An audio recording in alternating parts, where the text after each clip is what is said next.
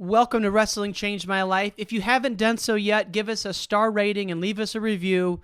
That helps bubble up this podcast to wrestling fans just like you. Now let's get to this episode. Yeah, for years I would describe that event and as I had some blame I wanted to put on the referee, and so I'd say that guy ruined my life, and really I'm the one to blame there. I shouldn't have let it be that close or be in that situation, and it changed me. It knocked me down a peg or two. It humbled me, and now I'm in a place where I look back on it and I'm okay with it. We can endure anything and adapt and pivot and change.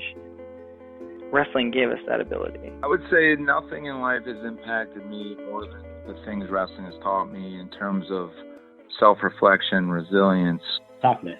Some guys have it, some guys don't. Adversity, 100%. How to pick myself up and be a man after I failed. And everything that has shaped my life and where I'm at today would not be there without the values and basically the lessons I've learned through the sport of wrestling. For me, wrestling saved my life because it allowed me to focus and channel my energy. We're fortunate if you wrestle, because if you wrestle, natural talent helps, but it's 5% of the ingredient. It pales in comparison to heart and technique and effort. It humbled me, taught me humility. Nothing can humble you more than wrestling. I think it's the learning to adapt, right? You learn how to adapt, you learn how to solve problems. If I look back at my time I spent wrestling, if it gave me one thing more than anything else, it's mental toughness. Ladies and gentlemen, welcome back to the Wrestling Changed My Life podcast. This is your host, Ryan Warner. It's Monday, March 21st, coming to you from Chicago, IL. My brother and I got back from Detroit yesterday, absolutely exhausted. The NCAA tournament was amazing, but man, it wears you out. Thank you so much to everyone who came to the happy hour last Thursday that we co-hosted with Stalemates. We'll be doing those more often. And yeah, it was just so great to see everyone. If you came up to say hi, thank you. It means the world to us, and just an amazing weekend of wrestling. I can't wait for next year's NCAAs, and I can't wait for the freestyle season to get underway. So let's get to this episode. This is with head coach Matt Storniolo, whose Northwestern Wildcats just finished 6th in the country. They had a national champion, Ryan Deacon. This interview was meant to go live last week, but we got to Detroit. We started seeing friends, started seeing family, and next thing you know, we were caught up in the wrestling. So enjoy this episode with head coach Matt Storniolo. Fan of the week goes to Devin Eller, a Team Illinois wrestler, a young stud coming up in the middle school ranks. Devin, thank you so much for listening to this podcast. I greatly appreciate it. Last but not least, folks, this episode's presented by our friends at Spartan Combat. The Spartan Combat Nationals are coming up in just a few weeks. Register now at SpartanCombat.com. It's the only tournament I know where you can wrestle beach, freestyle Greco-folk, and a team duel all in one weekend. It's going down April 8th through the 10th in Jacksonville, Florida. Nice weather, warm weather. Get down there, folks. SpartanCombat.com. And that's it. Let's give it up for Northwestern head coach Matt Storniolo. Matt Storniolo, welcome to the podcast, my friend. Thank you for having me. Absolutely. First of all, congrats on the 10 out of 10 qualifiers. That is just incredible to see. This podcast is based in Chicago, so we're all things Illinois. And just congratulations. Amazing job. Thank you. I appreciate that. Yeah, just talk us through the tournament now that you've had a few days to reflect on what it means for you and the program. Yeah, I think it's the kind of thing that as you get a little bit more separation from it, you realize just how special it was. In the moment, kind of a competitive overdrive and always thinking about what could have been a little bit better. And when the tournament ended, we were in a race to get into 4th place, and we didn't get there. So I was a little disappointed, a little frustrated, especially because if we hadn't received a team point deduction, we would have finished in that 4th place spot, which some people say maybe it's a big deal, maybe it's not, but to me that's a big deal. To come away with the same finish as a school like Ohio State that has so many more resources than we do. It's such a higher budget, and any bell and whistle that you could possibly imagine they have. And for us to be competing at that level, well, that's just it. We're competing at that level. And I wanted people to recognize that. I didn't want people to say, oh, Northwestern was almost the same as Ohio State. Like, no, I wanted to beat them. I wanted to be there with them and beat them. So when it first ended, it was a little frustrated. But as time passed and I had a chance to kind of reflect on the weekend and really think about just how awesome the effort was from the guys over those 2 days, it feels good. But with that said, that's over, and now the real fun begins. So we haven't finished the job yet. All eyes on Detroit Rock City. It's going to be awesome. And I mean, I just love that. That's how competitive you are, though. You got at the time, was it 8 through at the tournament, and then two we got 9 through. 9 through at the event. And when it all finished up, it never say guaranteed, but I figured Yaya Thomas was a lock for an at-large bid. So felt pretty confident when the dust settled at the end of Sunday that we were going to have 10 guys qualified. Wow, that is just amazing. And, I grew up watching the Midlands. My mom used to take me for Christmas, and, Midlands tournaments is synonymous with Northwestern. So it's just awesome to see the program just build just throughout the year into where it's at now. I was just looking back on some of the interviews you've done, and I think back to your interim year and how much different it must be now compared to that. What would have been the biggest changes just that you've seen in the program since then to now?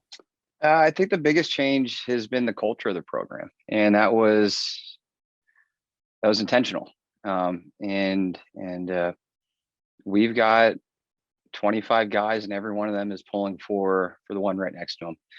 And as much as they want to accomplish their individual goals, those team goals are equally as important to them. So, I think that's the biggest change. Was just recreating a family-like atmosphere here among this team, and having 25 guys that are like brothers out there. Everybody's working towards a common goal, and we have that. And just for folks who don't know, when you took the job at Northwestern, you've been there for a long time, and it was kind of like you said, like you had a lot of doubts throughout the year, and it just, you weren't sure what the end would look like. And now here you are, you just got an extension this year, and things are going great. But just for folks who don't know, what were some of the challenges you guys had to go through that first year you became interim head coach? Oh man, it was a Murphy's Law year of wrestling for Northwestern wrestling and for me. Starting off the year, we only had a roster of, I want to say we had like 18 guys on the roster, and we had multiple season-ending injuries, some career-ending injury. It was so pretty soon that 18 able bodies shrunk down to like 7 or 8 when you exclude the red shirts, because I didn't want to pull kids red shirts before they were ready, and there were a lot of guys that were still developing, and I wanted to do right by the individuals first, and that was scary because I knew that I was in an interim role. I didn't know if I was going to get to keep that job, and so yeah, you have that thought creep in your head, like maybe I need to go all out and look out for myself, but just didn't feel comfortable doing that. And those guys deserve to have an opportunity to develop in a college room and progress and have the type of college experience that they thought they were going to have. So we stuck to the plan. We kept guys in the red shirts that intended to redshirt, and Jason Surtis was going through hell at that time. And it just seemed like, we were getting hit from every direction. And we were going into dual meets with 3 weight classes open and competing well, but it's hard to win a college match when you start down 18 points.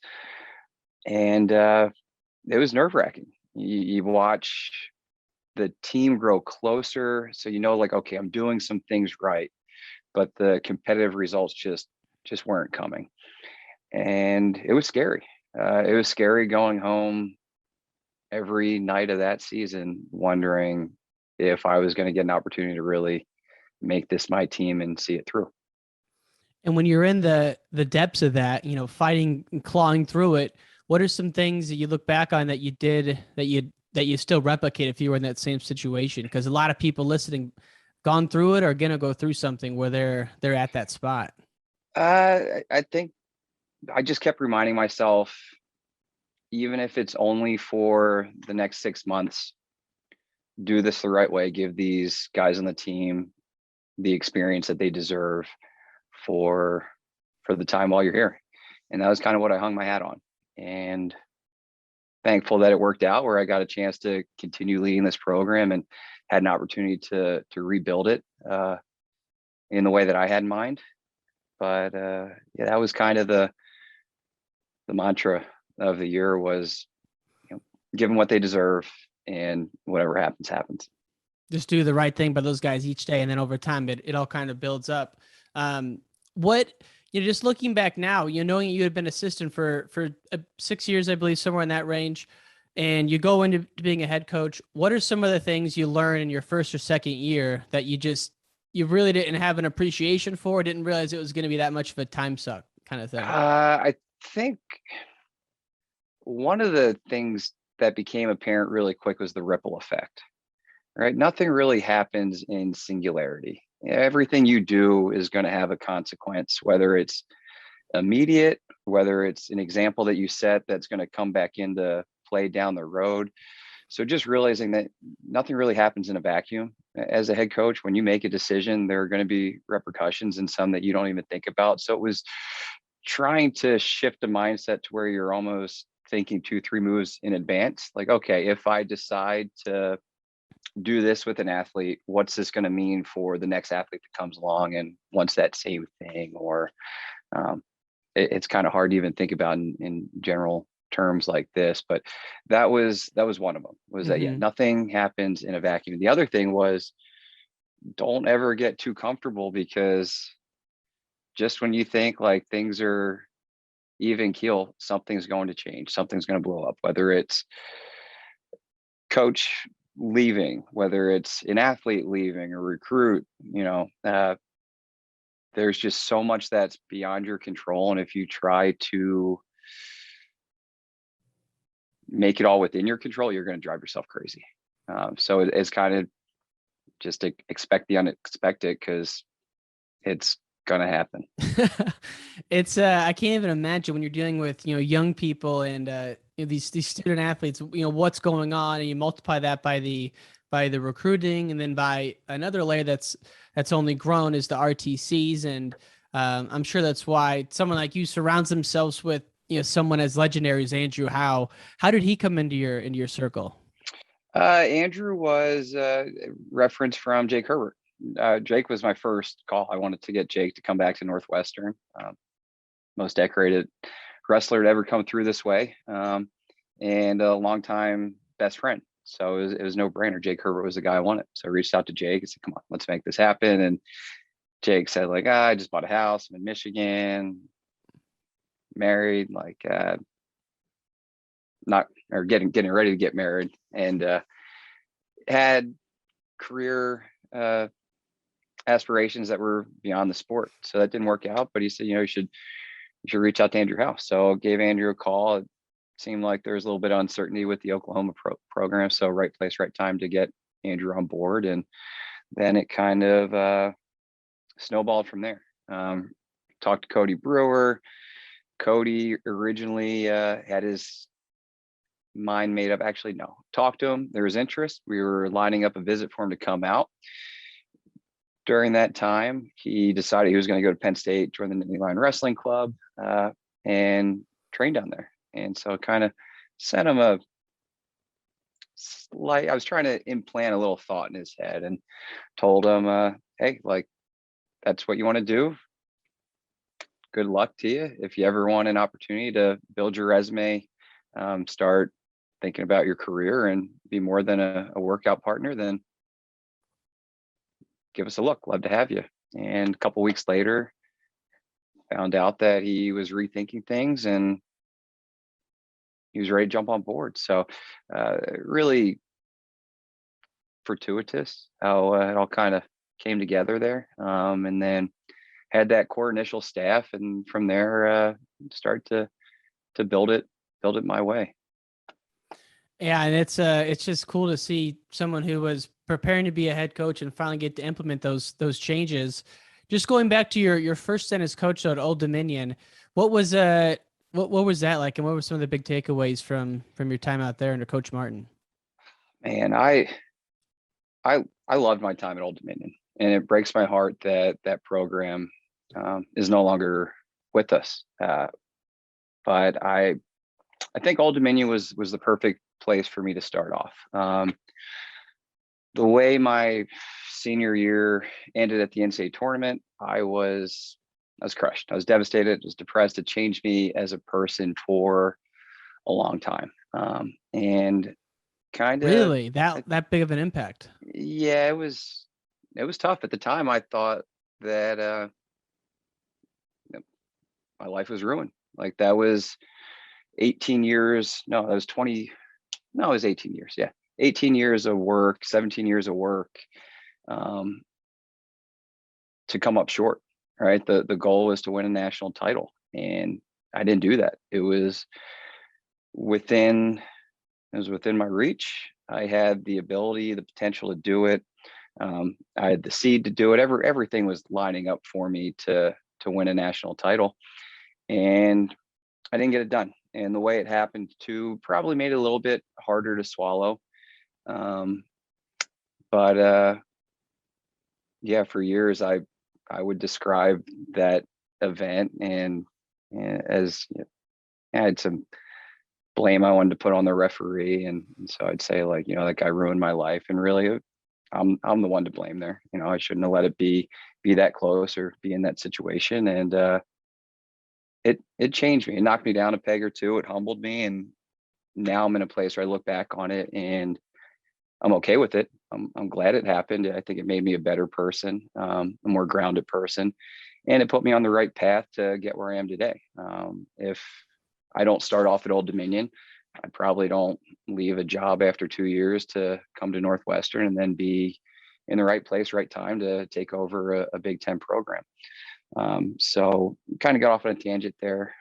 But no, I think it's I'm fascinated by those moments, because it's like those kind of rock bottom moments are where these crucial turning points are made. And so that's, I was hoping you'd go there, and I didn't know if you would, but so that's kind of how you left off college after being a 2-time All-American. And then did you go right into ODU after that?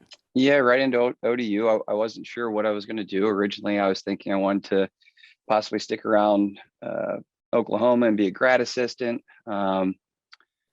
After giving a little bit more thought, decided, like, no, I need to get out of here. I need to reset. And a lot of that was just being depressed after senior year of NCAAs. And I wasn't sure what I was going to do. I called Kerry McCoy. He had an assistant job opened up at Stanford. Never got a call back. And I called up Purdue. They had an assistant job opened up. I think that's when Glenn Lanham was heading out that way, and got a call back saying, like, hey, we've already got our guy, and just kind of gave up on the job hunt. And then I got a call from Lee Pritz one day saying, hey, I'm leaving Old Dominion, going back to Mizzou. They've got a good thing going on down here. I think you should talk to Steve Martin. So that's how it started. Talked to Steve Martin. And I think that was the perfect place for me to start. I had a really strong bond with the kids that were at ODU, and kids, like, I was 23 years old. There were guys on that team that I was a year older than when I was going in there. So they felt like little brothers to me, and they were a group that I could relate to. Yeah, I came from Oklahoma, so I came from a bigger program, but growing up, I always kind of felt like the kid that was overlooked. I was starting off in middle school and elementary school as, oh, you're really good, but you're never going to be as good as some kids from the local high schools, the Nastasi brothers, or Brian Romsberg was the big wrestler, better than them, little older than them. You're never going to be as good as Romsberg. And it was like each level I went to, I got better, but it seemed like I never got the credit that I thought I deserved. I always felt like I was overlooked. Going into college, didn't have real big scholarship offers coming out, but was ranked third in the country, beat the guy ranked number one in the country. So I always kind of felt like I was discounted a little bit for some of my accomplishments. And generally the kids at Old Dominion were similar. There was a tough group of kids. It was a tough team. We were top 20 in the dual meet rankings my first year out there. We finished top 20 in the NCAA my second year out there. But they were just a group of kids that I could really relate to. A little rough around the edges, probably a little undervalued, but they wanted to scrap and wanted to work hard. And then Steve Martin was a good first boss. A little bit different of personality from your average wrestling coach. And with Stevie, it was, as long as you got your job done and you're good at it, nothing else mattered. So there were days I showed up in pajamas to the office, and I wouldn't do it now, but back then I thought this isn't a big deal. And Stevie was cool with all of it. So I'm thankful that he gave me that opportunity, and that it, like a lot of other things, put me on the path to be in a great place today. Yeah. And it's just a couple of things I want to go back on. When you look at the run you had there, was it your first year or second year when was it Ryan Williams went all the way to the finals? That was my second year. My man Ryan Prater, he had to do him dirty like that. He took out Kellen Russell, and then that was the next round. You guys wrestled Prater. That's right. Yes, we did. We did. We had him pinned early, and Kenny Ritchie didn't want to slap the mat, and it got a little hairy there at the end, but pulled it out. Was that going into that and seeing what's happened, and you've coached guys like Surtstis, Welch, McMullen. Where does that one rank in terms of runs down in late March in the all-time bank for you? Oh, that's a special one, right? That was first national finalist, and a kid that never really got to do it at that stage, and then all of a sudden, bam. And that one's it means a lot because it was the first, and then Ryan had a rough year that year. He was going through a tough breakup. I can remember, hopefully this doesn't embarrass him too much. His girlfriend broke up with her middle of the season. He's upset. I take him out to dinner one night, just trying to talk with him. He's crying, or at a restaurant, he's crying at the dinner table, we're having some heart to hearts, and just trying to get him in the right mindset to close out that year. Then seeds come out and he got hosed, which it's kind of hot topic right now, right? Yes, it is. What the hell are they doing? What are they doing? We'll talk about it. Ryan should have been a 4 or 5 seed, comes out as an 8 or 9 seed, and you're looking at bracket and this just isn't fair. But then look at what happens. Prater upsets Russell. He's got a great path to the final, and you could just see everything lining up throughout the tournament. And it was exciting, right? And then part of that is me living vicariously through Willie. I didn't have that standout performance my senior year that I was supposed to have. So watching Ryan progress and put together such a special tournament and make it to the finals from a school like Old Dominion, a guy that took, I think his highest finish at the PEI AA tournament was 5th, to then be a national finalist was an awesome experience. Wow. Yeah, that's got to be pretty amazing to witness, and especially to be there for. Now, when you were coaching at Old Dominion, did you know that you wanted to be a head coach, as the ultimate goal, or were you just trying to figure your life out? Yeah, I think that goes back into the competitive piece. It's okay, if I'm going to do something, I want to reach a high level at it. And I knew there'd be you have to climb some rungs on the ladder there, but I don't think it was a really focused thought. But I think the idea once you get into coaching is, okay, let's see how this goes, and maybe someday I get an opportunity to climb the ladder and take over a program of my own. Yeah. And the reason I was asking was, some guys, it's, they go from that super competitive life of a, wrestler where it's a selfish world to being coaching where it's a selfless world. And I wondered if that was a challenge you wrestled with, or if it was something that came naturally. Yeah. Again, I had such a good bond with the group of wrestlers at Old Dominion that it made that transition really easy. I also think being in that depressive state made it easier to be more selfless. I wanted to do things that made me feel like a better person, that gave me value as a person and not just a wrestler. So coaching was a pretty easy transition. Yeah. Well, it's clear you found your calling, just seeing what's happened over the years. And you've mentioned you're from Pennsylvania, and I know you were state champ as a senior, and the PIAAs are going on right now. I'm just curious though, what kind of a different like culture shock was it going from a private school to a public school your senior year? I think the culture shock was probably the other way around, was when I went from 8th grade to 9th grade, because I was a public school kid. Then I transferred to this fancy private school with all these rich kids, and I'm not from a rich family. And that was a little bit different of a world, but assimilated pretty well. By the time senior year rolled around, and it was actually end of my junior year is when I moved.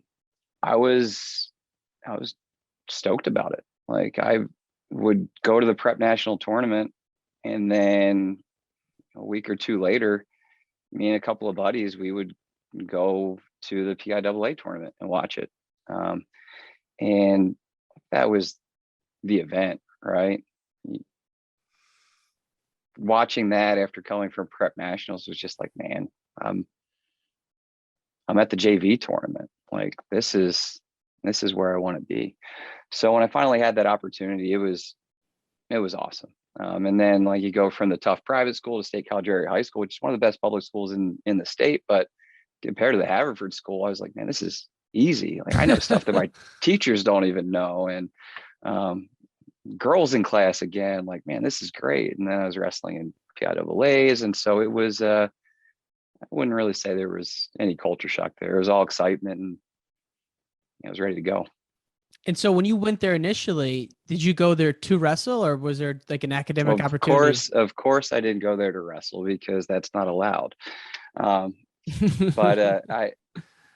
my sister was going to Penn State already. So there was an opportunity to get the family back closer together. My mom had an opportunity to relocate and had a job lined up. So no, I'm sorry. I meant when you went to the private school from 8th grade to 9th grade. How did that end up? If you were public school all the way around, how did that? What was that? So journey? I started wrestling at a club called Team Renegade, my 7th grade year, which Team Renegade was an offshoot of Team Foxcatcher. There used to be a youth program with Foxcatcher, and then they got kicked off. They formed their own group, Team Renegade, led by Dale Bonzel, and two coaches were Dale Bonzel and Coach Kennett. And Coach Kennett, he was the head coach at Haverford School. So it kind of worked out where one day after practice, he said, like, hey, what do you think about maybe applying to go to school here? And okay, applied, got in, and that's how that one happened. Wow. It's there's a story. I'm doing an audio documentary now on a wrestler from the 90s, Tony Davis, and he public schools his whole life, and then went to Mount Carmel during high school. And like he talks about just the shift in it was all boys uniform. They weren't living there. Like maybe you were actually living there. No, same thing, commuting. Okay. Yeah. But it's just always interesting to ask kids that, because there's a lot of wrestlers that go through that. And if you haven't been from the private world the whole way up, it can be interesting. Yeah, it's a little different. They call them lifers, right? You had your lifers, kids that were there from kindergarten up through high school. And there was another kid that transferred in same year as me, that from the same club. So I kind of had a built-in buddy. And when you're on a team, it's a little bit easier to make those transitions, because you have your built-in mandatory friend group that helps pull you through it. Yeah, and your youth team was crazy. You were with Herbert, you were with McKnight, Coleman, Scott. Like, were these guys all on like your youth club at the same time, or they've come through that? Right. So that was the Angry Fish, and that was high school. High school. So okay. Team Renegade was outside of Philadelphia. Angry Fish was outside of Pittsburgh, and I was I did not attend many Angry Fish workouts. Like I wasn't like that core group of guys. I was like the gun for hire that shared a similar approach and mentality to the other guys on the team and the coaches, and they kind of adopted me. And so when they would go on trips, they'd ask me if I wanted to go with them. I'd go with them. I'd go stay with Ty Moore in the summer for a couple of weeks, or stay with Marky McKnight and go to some workouts. But I probably did more on the social end with those guys than I did like the practicing end. I competed with them more and hung out with them more than actually trained with them. But Phil Davis was the same way. Like Phil Davis was an Angry Fish, but Phil lived in Harrisburg. So same type of idea. Would work out with them occasionally in the summertime. Wasn't like in that core group, but just as much a fish as the other guys. Got it. No, it's some legendary names, and Phil's been on the podcast. We love, and Jake Herbert, all those guys. I mean, it's some of the people you've crossed paths with are some of our favorite interviews. And as we shift to back to current events, NCAA brackets came out. There's a Twitter uproar right now on a number of things. You know, I'm not like in the weeds on what determines the seeds, and I don't know every conference. I follow the Big Ten pretty closely, but I mean, if there is something to gripe over, like what's the current state of things in your opinion with the seeding? I think it's a bad process. Now, I part of me understands why there needs to be a formula. I guess at least I think I understand it. I'm hoping the reason is to put more emphasis on the season so that guys are competing and hitting enough matches to earn an RPI, right? So that guys aren't just coming to the tournament after wrestling a few matches, riding that ranking throughout the year and getting a good seed. My issue with it is, I have a few issues with it. One, like, who are you really hurting when you give somebody a lower seed than they deserve? Are you hurting that individual? In some cases, yeah. In a lot of cases, you're hurting the guy that earned that mediocre seed that they bump into more than you're hurting that individual. Another big gripe with it is just the coaches panel rankings. They're ridiculous. Coaches don't do the work, and I don't blame them. They're busy enough, and especially after a conference tournament, to come back, and they're coaches that don't get back until an hour or two before the rankings are due. There's no way that they can put the time and energy into those rankings that they deserve. The other thing is there's a bias. There's a bias for your own athletes, but then for your conference. And don't think that doesn't come into play for allocations when you get down to the nitty gritty and you're ranking 25 through 33, and all these guys could be in there because they've all beat someone and beat each other. And you're left with those last few guys. Why would you not throw in a guy from your own conference to try to earn another allocation? And then maybe one of your guys can steal it or gives you a little bit of a cushion. So I just think the coaches' rankings they're crap. They're terrible. I mean, we can go to 141, and you've got a guy like Frankie Tal-Shahar who just beat Phileas twice in the last 2 weeks of the season, beat Zargo in the dual, and at Big Ten is ranked below him. Like, open a book, look at a result, get it right. Right. And the NCAA knows that, but they don't want to figure it out. It's more work for the NCAA. And I'm a little heated about this because it kind of came up earlier today on Twitter, but yeah, I feel like the NCAA just wants to, they have a money-making product. And so that's good. And they're not doing the right things to ensure the integrity of the event. And whether that's people predetermining results of matches before they happen, or whether that's not having a fair or accurate ranking system, or even things like making sure that they get the right calls at the NCAA tournament. How hard would it be to put a camera on every scoreboard tripod so that you have opposing views on every mat? And that's a suggestion that I've made to the NCAA. I doubt they're going to have it this year, but it's an injustice to the athletes and the coaches who work hard. That's how I feel. You hit a lot of things there that I have a legitimate interest in, not for so much from like the TMZ aspect, but just like legitimately asking what's going on with it. So like the coaches ranking, that impacts what, the seeding or the wild card allocations? Everything. your at large allocations for the conference, at large bids, and also your seats. Really? See, I was looking at this yesterday because the seats are pretty confusing at a number of situations, but the committee is made up of, it looks like 5 people, and then they base the seatings off of the coaches rankings. There's a formula to it. So coaches ranking, I have it written down here. So here we go. Got it right here. So head-to-head wins is 25% of the criteria. Quality wins, so wins over competitors that make it into the event, that's 20%. 15% of it is the coaches ranking, 10% common opponents, 10% conference placement, and then 10% winning percentage. So, a couple of those things are an RPI's in there as well.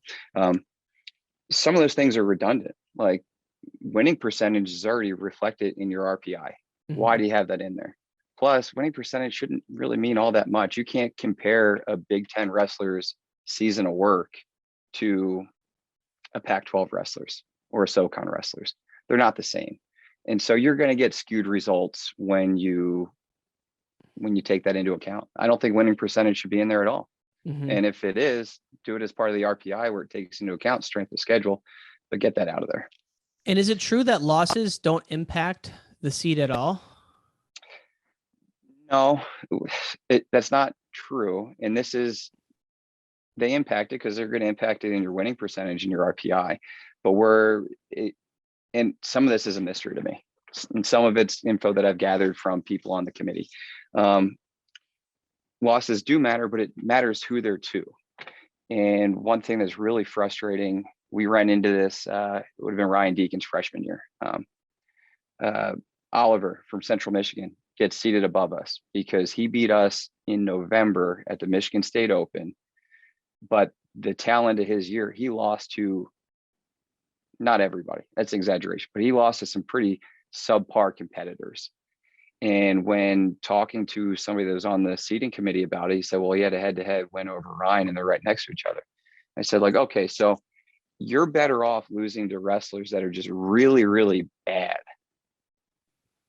than somebody that's really close to you, because those really bad losses are so bad that they just get thrown out. And then a loss to somebody close to you just kills you. So that's where you can say losses don't matter. Got it. Okay. And obviously this all dovetails into the medical forfeit situation. It seems to be more pronounced in the Big Ten. Is that fair? And if so, why do you think that is? Because it's concerning for everyone. And I don't know what camp you're in on it. It's concerning. I've got mixed emotions on it.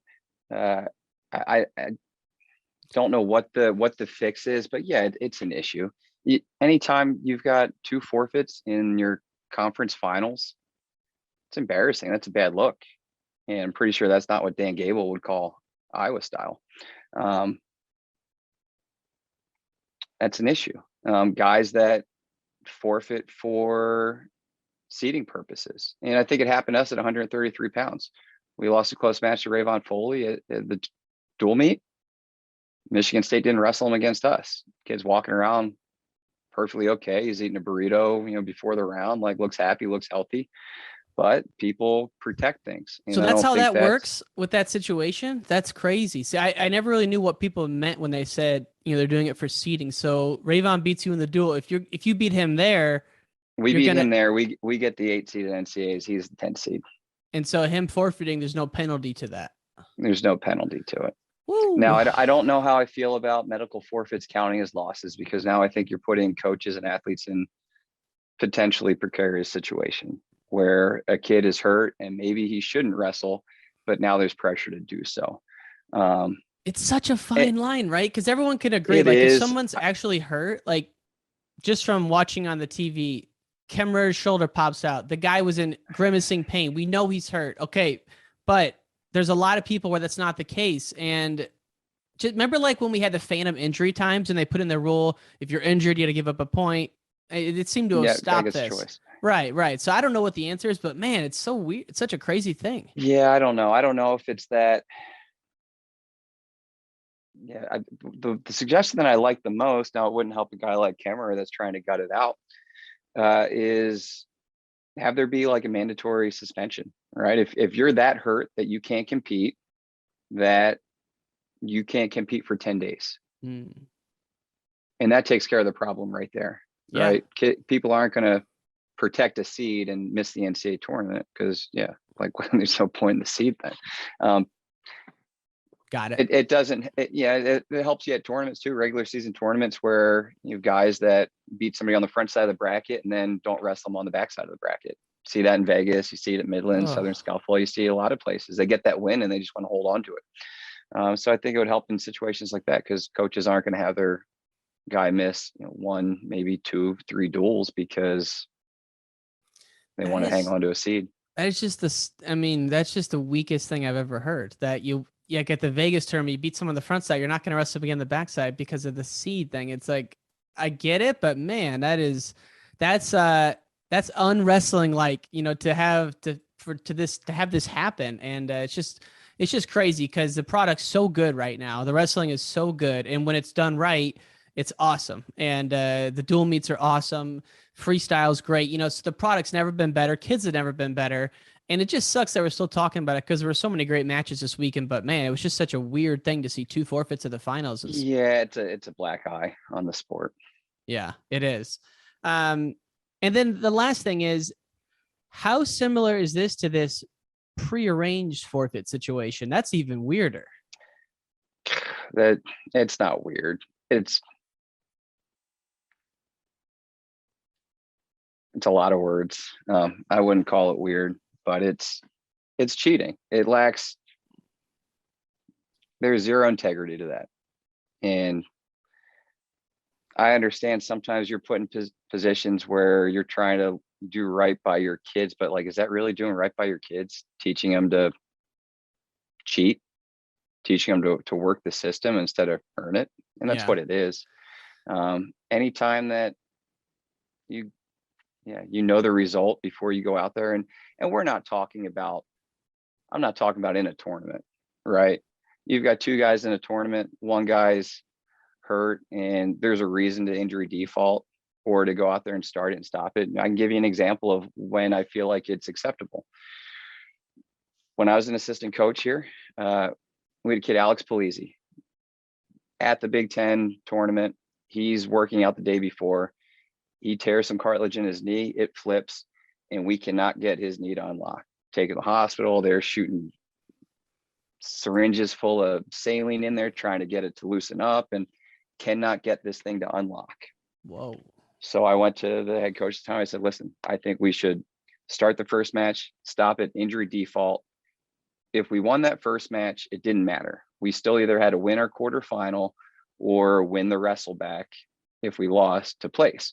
If we lost that first match, we get put into the backside of the bracket where there's a bye, slide to that next round, to the blood round of the Big Tens. And if we won, we qualified. So I said, he's hurt, go out there, we take the loss, put it all into this next match. And we did it. It worked out. Alex beats McCall from Wisconsin. We qualify for the tournament. He has to pull out. There was a need for that. And the bracket was designed where that match had to happen. And that guy was going to get a win either way. Mm-hmm. There's a big difference when you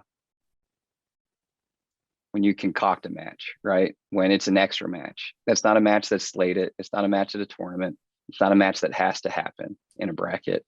You design that for no other reason than to manufacture a result. And that is cheating at its simplest form. Point shaving. Nobody Worse will than point convince me shaving. Yes. It's crazy. It's worried. Like a point shaving, like you're not even determining, like you're not changing the result. You're determining the differential of the score. But for that, like, yeah, that's just, and it's mind boggling that the NCAA just sits back and they're like, maybe the committee will take that into account. It is crazy. And for folks who don't know what we're talking about, it's much too deep a topic to go into now, but basically there've been some open tournaments where coaches agree to who's going to forfeit to who. So wrestlers can get a certain match minimum, which the crazy thing is that we're wrestling fewer matches now than we ever have. And that we're forfeiting to get to the match totals. It's bizarro. I'm off my soapbox because I love wrestling. There's so much right going on, but it's like there's some pretty glaring things that could be fixed just with some rules. And let's see something happen. You know, it's like freaking the IOC had to kick us out of the Olympics to tear down FILA and rebuild it. And it's like we need something like that to get a few of these rules shaken out so we can go back to the business of just good wrestling. Preach. Right. Well, Coach, I know it's one of the craziest 8-week periods or 8-day periods for you. Maybe 7 days left till NCAAs. So I'm always curious, and we'll just sign off with this. When does a team, you know, like Northwestern, do you roll into Detroit? You going in Monday, Tuesday? Like, what did like the days leading up to when we see you guys on TV look like? Yeah, so Tuesday. And that's, I know some schools get out there a little bit early. I think that just makes for a really long travel. So yeah, we leave Tuesday, 2 days out.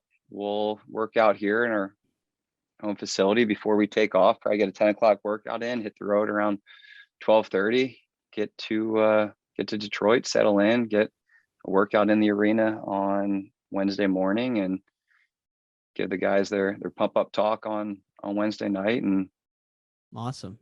Yeah, say a prayer, put your head between your knees, see what happens. And weigh-ins Thursday morning.